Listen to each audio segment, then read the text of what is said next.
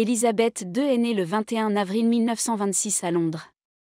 Fille de George VI, elle est à l'époque troisième dans l'ordre de succession au trône, après son oncle et son père. 4 ans après sa naissance, la petite Élisabeth accueille une petite sœur, prénommée Margaret, avec laquelle elle va nouer des liens très forts durant l'enfance. Dès son plus jeune âge, la princesse Élisabeth va apprendre l'histoire, la géographie ou encore la littérature. C'est aussi durant cette période qu'elle commence à parler français. Sa grand-mère, la reine Marie, est très attachée à l'éducation de ses petites filles. Le 12 mai 1937, l'Angleterre a le regard tourné sur le couronnement de George VI qui se déroule en l'abbaye de Westminster. En effet, après la mort de son père George V et l'abdication de son frère Édouard VIII, qui a préféré l'amour à la monarchie, c'est le père d'Élisabeth II qui est propulsé sur le trône. Élisabeth devient quant à elle héritière de la couronne. La princesse Élisabeth n'a que 14 ans lorsqu'elle prononce son premier discours, sur les ondes de BBC, depuis le château de Windsor. En pleine Seconde Guerre mondiale, la sœur de Margaret s'adresse aux enfants britanniques évacués à l'étranger. Nous savons, chacun de nous, qu'à la fin, tout ira bien, car Dieu prendra soin de nous et nous donnera la victoire et la paix. Et quand la paix viendra, souvenez-vous que ce sera à nous, les enfants d'aujourd'hui, de faire du monde de demain un endroit meilleur et plus heureux, déclare l'adolescente dans des paroles qui resteront gravées dans les mémoires. Peu de temps après la bataille de France, Élisabeth doit rester confinée à Windsor, comme le raconte la journaliste Isabelle Rivière, dans son livre Élisabeth II, dans l'intimité du règne, à la mi-mai 1940, peu après le début de la bataille de France, décision est prise de mettre à l'abri les princesses Élisabeth et Margaret au château de Windsor. Nous étions censés y passer le week-end, racontera Margaret. Nous y sommes finalement restés 5 ans. Une fois sa majorité atteinte, celle qui se fait surnommer Lilibet s'engage comme mécanique à l'armée. En 1942, son père lui accorde le grade de colonel dans le régiment des Grenadiers Gardes. Preuve de sa confiance totale envers sa fille, à ses 18 ans, le roi George s'y offre le titre de conseiller d'État à Élisabeth. Grâce à son titre de conseiller d'État, celle qui sait qu'elle accédera un jour au trône remplit pour la première fois le rôle de chef d'État et peut désormais représenter officiellement son père à l'étranger lorsqu'il n'est pas en mesure de se déplacer. Le 10 juillet 1947, la princesse Élisabeth annonce ses fiançailles avec Philippe Mountbatten, un cousin germain de 5 ans son aîné, rencontré quelques années plus tôt et pour lequel elle a un coup de foudre. Ce jour-là, elle s'affiche fièrement au bras de son futur époux et dévoile le diamant qu'elle porte à l'annulaire gauche. Le 20 novembre 1947, la princesse Élisabeth épouse le prince Philippe, à l'abbaye de Westminster, vêtue d'une somptueuse robe de satin ivoire. En cette période d'austérité au lendemain de la Seconde Guerre mondiale, afin qu'elle puisse payer les tissus pour confectionner cette robe et les différents éléments de son trousseau, l'État lui accorde 100 coupons de rationnement supplémentaires. Une fois mariée, le titre d'Élisabeth II change pour son Altesse royale la princesse Élisabeth, duchesse d'Édimbourg pour un temps, avant de devenir manière définitive Sa Majesté la Reine. 1 an seulement après leur mariage, la princesse Élisabeth et le prince Philippe accueillent leur premier enfant, un garçon prénommé Charles, qui voit le jour le 14 novembre 1948. 2 ans plus tard, naît une fille, la princesse Anne. En apparence, la princesse Élisabeth, le prince Philippe et leurs 2 enfants renvoient l'image d'une famille normale. Mais la santé de son père déclinant, la jeune femme doit assurer de plus en plus d'engagement alors que ses enfants sont encore petits. Accompagnée de son époux, la princesse Élisabeth se rend au Canada à l'automne 1951 pour représenter le roi George VI, qui vient d'être opéré pour un cancer du poumon. Après la mort de son père, le roi George VI, survenu alors qu'elle était en voyage au Kenya avec son époux, Élisabeth II devient reine d'Angleterre le 6 février 1952. Son couronnement, qui est le premier diffusé à la télévision, se déroule à l'abbaye de Westminster le 2 juin 1953. Le couronnement d'Élisabeth II à l'âge de 27 ans marque le début d'un nouveau chapitre pour l'Angleterre. À noter qu'elle est la 6e femme à monter sur le trône britannique, et la première depuis la reine Victoria, décédée en 1901. Le jour du couronnement de la reine Élisabeth II, plus de 3 millions de Britanniques envahissent les rues de Londres. En parallèle, plus de 2000 journalistes et 500 photographes de 92 pays couvrent cet événement historique. Suite à son accession au trône, la nouvelle reine d'Angleterre multiplie les voyages. Dans la foulée de son couronnement, la monarque et son mari effectuent faire un tour du monde qui dure environ 6 mois. Le 19 février 1960, Élisabeth II et son époux accueillent un troisième enfant au sein de leur foyer. Il s'agit du prince Andrew, désigné comme l'enfant de l'amour. C'est ce qu'a expliqué la biographe royale Lady Colin Campbell, dans une interview accordée au Sun en 2019. Je pense que la relation spéciale a commencé là parce que la reine a toujours associé Andrew au redémarrage de son mariage et à une période heureuse de sa vie.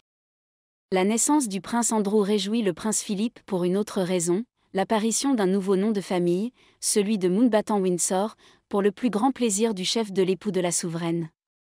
Andrew a été appelé ainsi en hommage au père du prince Philippe, le prince Andrew de Grèce. Et il a également été le premier de ses enfants à recevoir le nom de Mountbatten-Windsor après que Philippe se soit plaint que son nom de famille ne soit pas utilisé pour ses deux précédents enfants, Charles et Anne, souligne la biographe royale Lady Colin Campbell auprès du Sun en 2019. 4 ans après la naissance du prince Andrew, Élisabeth II accouche d'un quatrième enfant, un petit garçon prénommé Edward, qui pointe le bout de son nez le 10 mars 1964. Le prince Édouard, le petit dernier de la famille, a toujours été le plus discret des enfants de la reine Élisabeth et du prince Philippe. En 1972, la reine Élisabeth II et le prince Philippe célèbrent leurs noces d'argent, c'est-à-dire leurs 25 ans de mariage. Entre 1960 et 1970, la reine Élisabeth II voit de nouveaux pays acquérir leur indépendance vis-à-vis du Royaume-Uni. La souveraine, qui doit se tenir à un devoir de neutralité politique, ne s'exprime pas sur ces questions. Le 14 novembre 1973, la princesse Anne, fille de la reine Élisabeth et du prince Philippe, épouse en premières noces le capitaine Mark Phillips. Un mariage qui fait rêver les Britanniques. Une date importante, d'autant que la princesse Anne est la première des 4 enfants de la reine Élisabeth II et du prince Philippe à se marier. Lorsqu'elle n'assure pas ses engagements officiels, la reine Élisabeth II profite de son temps libre, aux côtés de son époux, dans son château Balmoral, où elle aime partir se ressourcer. Maman de 4 enfants, Élisabeth II est aussi reine d'Angleterre. Très attachée au protocole, elle ne montre jamais ses émotions. Avec ses 3 fils et sa fille, les relations demeurent formelles. Du moins, devant les caméras. Le 21 avril 1976, la reine Élisabeth II célèbre son 50e anniversaire, près de 25 ans après avoir accédé au trône d'Angleterre. Le 15 novembre 1977, la reine Élisabeth II accueille son premier petit-enfant, avec la naissance de Peter Phillips, fils de la princesse Anne et de Mark Phillips. Se tenant dans l'ombre de la reine, le prince Philippe est toujours présent, comme ci-dessus lors de leur voyage aux Fidji dans les années 1970. En 1977, la reine Élisabeth II devient grand-mère pour la première fois, avec la naissance de Peter Phillips, premier enfant de la princesse Anne et son mari Mark Phillips. Durant l'année 1977, la reine Élisabeth II célèbre aussi les 25 ans de son règne, avec son jubilé d'argent. Celui-ci sera en réalité le premier d'une longue série. 8 ans après le mariage de la princesse Anne, Élisabeth II marie un autre de ses enfants, le prince Charles, qui épouse Lady Diana Spencer, 20 ans, à la cathédrale Saint-Paul de Londres, le 29 juillet 1981. L'union entre le prince Charles et Lady Diana Spencer, suivie par près de 800 millions de téléspectateurs, est considérée comme le mariage du siècle. C'est d'ailleurs en ces termes que l'ont qualifié les médias. Pourtant, celui-ci n'est pas vraiment un mariage d'amour. Si le cœur du prince Charles battait pour Camilla Parker Bowles, ses parents ont préféré Diana, qui remplissait tous les critères, des origines aristocratiques, une famille connue, aucun scandale et aucun mariage à son actif. 1 an après leur mariage, le prince Charles et la princesse Diana accueillent leur premier enfant, le prince William, le 21 juin 1982. Il s'agit du 3e petit enfant de la reine Élisabeth II et du prince Philippe. Malgré ses obligations, la reine Élisabeth II tient à être une grand-mère présente pour ses petits-enfants. Il en sera de même pour ses arrière-petits-enfants. 2 ans après leur premier enfant, le prince William, le prince Charles et son épouse, Lady Diana, accueillent un autre garçon au sein de leur foyer, le prince Harry, qui naît le 15 septembre 1984. Zara Phillips, 2e enfant de la princesse Anne et de Mark Phillips, naît le 15 mai 1981. Celle-ci aura finalement peu d'écart avec ses cousins, les princes William et Harry. Alors qu'elle s'apprête à fêter ses 60 ans, Élisabeth II est déjà grand-mère de 4 petits-enfants, qui la comblent de bonheur. En 1986, le palais de Buckingham annonce publiquement les fiançailles du prince Andrew et de Sarah Ferguson, 5 ans après le mariage du siècle de Charles et Diana. En intégrant la famille royale, Sarah Ferguson apporte une certaine fraîcheur à la couronne. Comme le précise Vanity Fair, la reine Elisabeth II et le prince Philippe apprécient tout de suite la spontanéité de leur nouvelle belle-fille. Si le courant passe entre la reine Elisabeth II et sa belle-fille, c'est sans doute aussi parce que celle-ci n'est pas une totale inconnue. Son père, Ronald Ferguson, a été le professeur de polo des princes Philippe et Charles. Quant à Sarah Ferguson, elle a rencontré son futur époux lorsque tous les deux étaient encore enfants. C'est entourée des siens et tout sourire que la reine Elisabeth s'affiche au balcon du palais de Buckingham, pour les célébrations organisées dans le cadre de son 63e anniversaire, en 1989. Le 9 février 2002, Elisabeth II dit adieu à sa sœur Margaret, qui décède dans le quartier de Westminster, à Londres, après plusieurs accidents vasculaires cérébraux, à l'âge de 71 ans. Après sa disparition, Elisabeth II se rend naturellement à l'hommage religieux qui lui est rendu, en l'abbaye de Westminster, 2 mois après sa mort. Moins de 2 mois après sa sœur cadette, Elisabeth doit surmonter une nouvelle perte, celle de sa mère, Elisabeth Bouillon, qui décède le 30 mars 2002.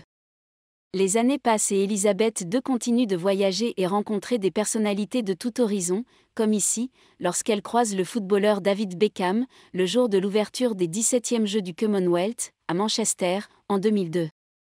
L'année 2003 vient mettre un peu de baume au cœur dans la vie de la reine Elisabeth II, qui accueille une petite fille. Lady Louise Windsor, la fille du prince Andrew et de Sophie de Wessex, naît le 8 novembre 2003. Le 10 février 2005, la souveraine répond à ses devoirs royaux comme un jour lambda. Pourtant, c'est à cette date que la famille royale dévoile la date du mariage entre le prince Charles et Camilla Parker Bowles, initialement prévue pour le 8 avril, au château de Windsor. Le mariage est finalement reporté de 24 heures, soit au 9 avril 2005, pour ne pas coïncider avec les funérailles de Jean-Paul II au Vatican. Sur cette photo officielle prise le jour de leur mariage, le prince Charles et son épouse Camilla Parker Bowles apparaissent aux côtés de leurs parents et enfants respectifs. En 2006, le prestigieux paquebot Hebdridée Princess a été affrété par Sa Majesté pour ses vacances en famille à proximité des îles écossaises, à l'occasion de son 80e anniversaire. 3 ans plus tard, la souveraine assiste au mariage d'un autre de ses petits-enfants. Le 29 avril 2011, le prince William devient un homme en épousant Kate Middleton, rencontrée 10 ans plus tôt, sur les bancs de l'université St Andrew. En se mariant au prince William, Kate Middleton sait qu'elle doit aussi se faire accepter par sa grand-mère. Depuis plus de 10 ans, Sa Majesté, qui est devenue proche de sa petite-fille par alliance, fait tout pour préparer la future reine consort à monter sur le trône d'Angleterre. 1 an plus tard, la reine accueille une bonne nouvelle sur le plan privé, puisque Kate Middleton, l'épouse du prince William, donne naissance à son premier enfant, le prince George, le 22 juillet 2013, à Londres. 2 ans plus tard, la famille royale s'agrandit une nouvelle fois avec la naissance de la princesse Charlotte, deuxième enfant des époux Cambridge, le 2 mai 2015. Le 19 mai 2018, Harry et Meghan Markle se disent oui sous les yeux de plusieurs millions de personnes. Un événement que la monarque ne pouvait manquer pour rien au monde, elle qui est si attachée aux traditions. Ce jour-là, l'épouse du prince Philippe apparaît très élégante dans un look vert et pistache. Quelques mois après le mariage de Meghan Markle et du prince Harry, Elisabeth II a eu droit à une grosse frayeur de la part du prince Philippe. Son époux est impliqué dans un accident de voiture. Alors qu'il conduisait son 4x4, il est entré en collision avec un autre véhicule, à proximité de Sandringham. Heureusement pour lui, le duc d'Édimbourg s'en est sorti indemne. Après la naissance de leur premier enfant, Archie, le 6 mai 2019, puis la séance de photos officielle 2 jours plus tard, le royal baby du prince Harry et de Meghan Markle est officiellement présenté à la reine Elisabeth II. Sur Instagram, les Sussex partagent une photo de famille, sur laquelle la souveraine semble fascinée par son arrière-petit-fils. Cette nouvelle rappelle avec force qu'il s'agit de la première famille métissée de la monarchie britannique, précise The Times. En 2019, l'épouse du prince Philippe doit faire face à une nouvelle déconvenue. Son fils, le prince Andrew, est accusé par plusieurs femmes d'agression sexuelle sur mineurs. Malgré ses 94 ans, Elisabeth II, grande amatrice d'équitation depuis toujours, continue de monter à cheval. Sur ce cliché pris à Windsor en 2020, la reine chevauche Fern, son poney Fell, âgé de 14 ans à l'époque. En juillet 2020, la reine Elisabeth II assure son premier engagement officiel en face-à-face après 4 mois où elle s'était éloignée des radars en raison du Covid-19. Dans la cour du château de Windsor, elle élève au rang de chevalier le capitaine britannique Tom Moore pour sa bonne action durant la crise sanitaire. Au fil des années, la famille royale s'agrandit encore un peu plus. En 2021, la reine Elisabeth II et le prince Philippe prennent la pose, entourés de 6 de leurs arrière-petits-enfants, de gauche à droite, le prince George, le prince Louis, Savannah Phillips, la princesse Charlotte, Isla Phillips, Lena Tyndall et Mia Tyndall. Le 9 avril, la reine Elisabeth II fait face à l'une des épreuves les plus douloureuses de sa vie, la mort du prince Philippe. C'est l'air triste et le visage fermé qu'elle assiste aux funérailles de son époux, à la chapelle Saint-Georges du château de Windsor, le 17 avril 2021. Après la mort de son mari, la reine Elisabeth II trouve du réconfort auprès des chevaux d'attelage du prince Philippe. Au bras du prince Charles, la reine Elisabeth II se rend à l'ouverture officielle du Parlement au palais de Westminster. Suite à sa disparition, le trône de l'époux de la monarque, qui était placé aux côtés de celui de la souveraine durant les années précédentes, a été retiré de la chambre des lords, comme repéré par Hello Magazine. Plusieurs mois après la disparition de son mari, Elisabeth II retrouve le sourire. Du haut de ses 95 ans, la souveraine assiste avec enthousiasme au déroulement d'une course hippique. La reine Elisabeth II est aperçue en voiture à Sandringham, quelques jours après son 96e anniversaire, le 25 avril 2022. Affaiblie par le Covid-19 et ayant des difficultés à se déplacer, la monarque a rejoint les lieux par hélicoptère. En raison de ces problèmes de mobilité épisodiques évoqués par nos confrères du Mail Online, Sa Majesté limite au maximum ses déplacements. Quand cela est possible, des ajustements sont faits pour que la reine puisse tout de même répondre présente à certains événements, comme ici à l'exposition florale RHS Chelsea Flower Show, à Londres, fin mai 2022.